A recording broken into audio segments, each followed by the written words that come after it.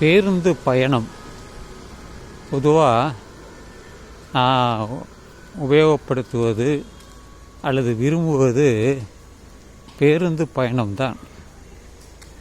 அது ரொம்ப சௌகரியமாக இருக்கும்.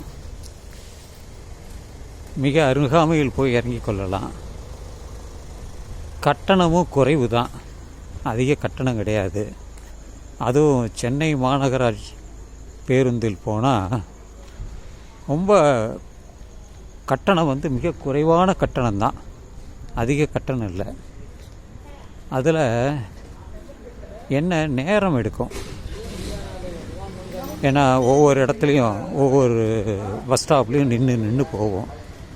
முதல்லாம் அந்த எக்ஸ்பிரஸ் வண்டிலாம் போவோம், அதெல்லாம் இப்போ இல்லை, ரொம்ப குறைஞ்சி போச்சு. ரெண்டாவது அந்த பெண்களுக்கு கட்டணம் இல்லை அவங்களுக்கு பயணம்.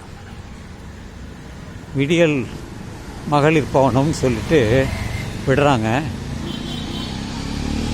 அதனால் என்ன ஆகுது, அரசுக்கு அதிகமான நஷ்டத்தில் இயங்குகிறதாக ஒரு தகவல் படித்தேன்.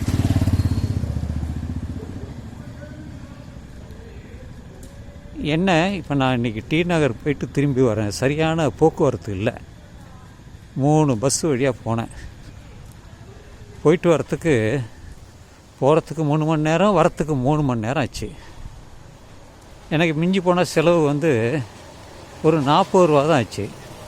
இதே நான் ஆட்டோவில் போயிட்டு வரணுன்னா 500 ரூபாய்க்கு மேலே போயிடும்.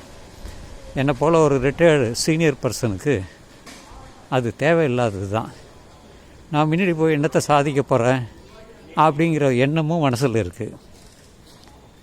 கொஞ்சம் நேரம் லேட் போனால் என்ன அப்படிங்கிற ஒரு இதுதான், அலட்சியம்தான்.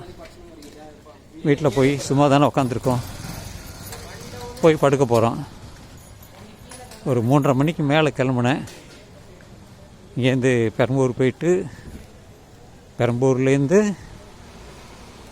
சேத்துப்பட்டு போயிட்டு, சேத்துப்பட்டுலேருந்து பாண்டி பஜார், திரும்பி வரும்போது பாண்டி பஜார்லேருந்து மயிலாப்பூர், மயிலாப்பூர்லேருந்து பெரம்பூர், பெரம்பூர்லேருந்து ஆகரம், ஆகரத்துலேருந்து இப்போ வீட்டுக்கு நடந்து வரேன். அதுக்காக காத்துக்கிட்டு இருந்தால் திருவிக்கா நகருக்கு இன்னும் கொஞ்சம் நேரம் ஆகும். சரி, நமக்கு ஒரு வாக்கிங்காக இருக்கட்டும் அப்படிங்கிற ஒரு எண்ணத்தோடு தான் வந்துட்டேன். இப்போ திருவிக்கா நகர்லேருந்து கென்னடி ஸ்கொயரில் தான் இருக்கேன்.